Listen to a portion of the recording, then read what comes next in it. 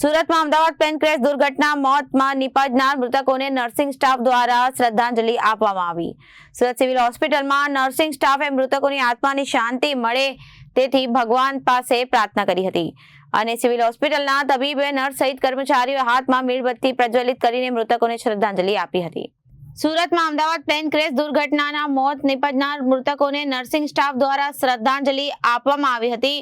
Surat civil હોસ્પિટલમાં nursing સ્ટાફને મૃતકોની આત્માની શાંતિ મળે એ માટે ભગવાન પાસે પ્રાર્થના કરાઈ હતી અને સિવિલ હોસ્પિટલના તબીબો નર્સ સહિત કર્મચારીઓ હાથમાં મીણબત્તી પ્રજ્વલિત કરી મૃતકોને શ્રદ્ધાંજલિ આપી હતી।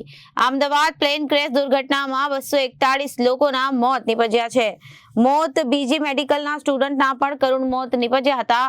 તેમણે શ્રદ્ધાંજલિ આપવામાં આવી હતી। સુરત શહેર સહિત જિલ્લાના 11 લોકો પણ પ્લેનમાં સવાર હતા। સમગ્ર દેશમાં પ્લેન ક્રેશ દુર્ઘટનાને લઈ માતમ છવાયો છે। શું કહેશો આજે શ્રદ્ધાંજલિ પાઠવવા? આજે જે આ દુઃખદ ઘટના બની છે કાલે અમદાવાદ ખાતે કે જેમાં વિમાનના મોટાભાગના યાત્રીઓ તથા નીચે હોસ્ટેલના ઘણા બધા મેડિકલ સ્ટુડન્ટ્સ તથા રહીશો મૃત્યુને પામ્યા છે। ખૂબ જ આઘાત લાગ્યો છે, સમગ્ર દેશને આઘાત લાગ્યો છે અને સુરત સિવિલના ડૉક્ટર્સ, નર્સિંગ સ્ટાફ અને તમામ લોકોને આઘાત લાગ્યો છે। બસ ઈશ્વરને એટલી પ્રાર્થના કરીએ કે એમની આત્માને શાંતિ મળે અને એમના પરિવારજનોને આ આઘાત સહન કરવાની શક્તિ મળે। અમારા લાયક કંઈ બી કામ હશે તો અમે સાથે છીએ। ઓમ શાંતિ, ઓમ શાંતિ। શું કહેશો આજે શ્રદ્ધાંજલિ પાઠવવા? સમગ્ર દુનિયા, સમગ્ર દેશ આ ઘટનાથી ખૂબ સ્તબ્ધ છે। ખૂબ દુઃખદ ઘટના બની છે।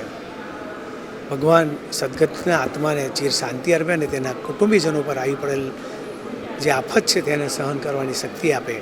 મેડિકલના વિદ્યાર્થીઓ પણ સદગત થયા છે। સમગ્ર વહીવટી તંત્ર અને સિવિલ હોસ્પિટલ અમદાવાદના તમામ તબીબો યુદ્ધના ધોરણે કામે લાગ્યા છે। ખૂબ દુઃખ ઘટના છે। હું એટલું જ કહીશ, ભગવાન સદગતના આત્માને ચિર શાંતિ આપે અને તેમના કુટુંબીજનો પર આવી પડેલ આફતને સહન કરવાની શક્તિ આપે એ જ પ્રભુને પ્રાર્થના કરું છું। ઓમ શાંતિ, ઓમ શાંતિ, ઓમ શાંતિ। વિમાનની જે ક્રેશ થવાની ઘટનાએ હસમસાવી નાખ્યું છે, ત્યારે સુરતના જે પ્રમાણેના દ્રશ્યો છે કે આ રીતે આજે જે તમામ મૃતકોને શ્રદ્ધાંજલિ પાઠવીને સિવિલ હોસ્પિટલ ખાતે આ રીતે નર્સિંગ સ્ટાફ દ્વારા મોટી સંખ્યામાં જે લોકો છે તે અહીં આ શ્રદ્ધાંજલિ પાઠવી રહ્યા છે અને મૃતકોના આત્માને શાંતિ અર્પે તે માટે અહીંના જે પ્રમાણે સિવિલ હોસ્પિટલ ખાતે જે રીતની શ્રદ્ધાંજલિ પાઠવવામાં આવી રહી છે, કારણ કે જે રીતની જે દુઃખદ ઘડી આવી પહોંચી છે અને વિમાન જે રીતે ક્રેશ થતાં અનેક લોકોના મોત થયા હતા, ત્યારે આ રીતના દ્રશ્યો છે તે અત્યારે હાલ આવી રહ્યા છે સામે અને લોકો પણ અહીં શ્રદ્ધાંજલિ પાઠવીને મૃતકોના જે રીતે દ્રશ્યો કહી રહ્યા છે, ત્યારે કહેશું શું કહેશો જે રીતે શ્રદ્ધાંજલિ પાઠવવામાં આવી રહી છે આજે?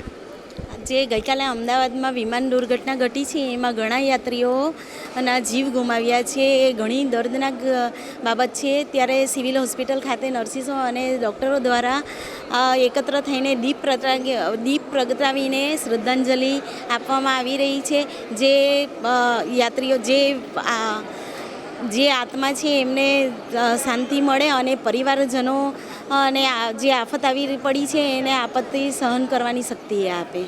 બિલકુલ, તો ચોક્કસ જે રીતનો જોઈ શકાય છે દૃશ્યમાં કે મોટી સંખ્યામાં અહીં લોકો છે તે શ્રદ્ધાંજલિ પાઠવી રહ્યા છે અને તમામ જે વિમાન દુર્ઘટનામાં જે ક્રેશ થયેલી દુર્ઘટનામાં મૃત્યુ પામ્યા છે તેના તમામ મૃતકોના આત્માને શાંતિ માટે સુરત સિવિલ હોસ્પિટલ ખાતે શ્રદ્ધાંજલિ પાઠવી અને તમામ લોકો અહીં એક જ પ્રાર્થના કરી રહ્યા છે કે ભગવાન જે બચેલા જે દુર્ઘટનામાં છે તેમના પરિવારને હિંમત અને શક્તિ આપે અને આ દુઃખદ ઘડી સહન કરવાની શક્તિ આપે તે માટે પ્રાર્થના કરી અને શ્રદ્ધાંજલિ પાઠવવામાં આવી રહી છે। સહયોગી રવિ સાથે અરવિંદ રાઠોડ, જનાદેશ ન્યૂઝ, સુરત।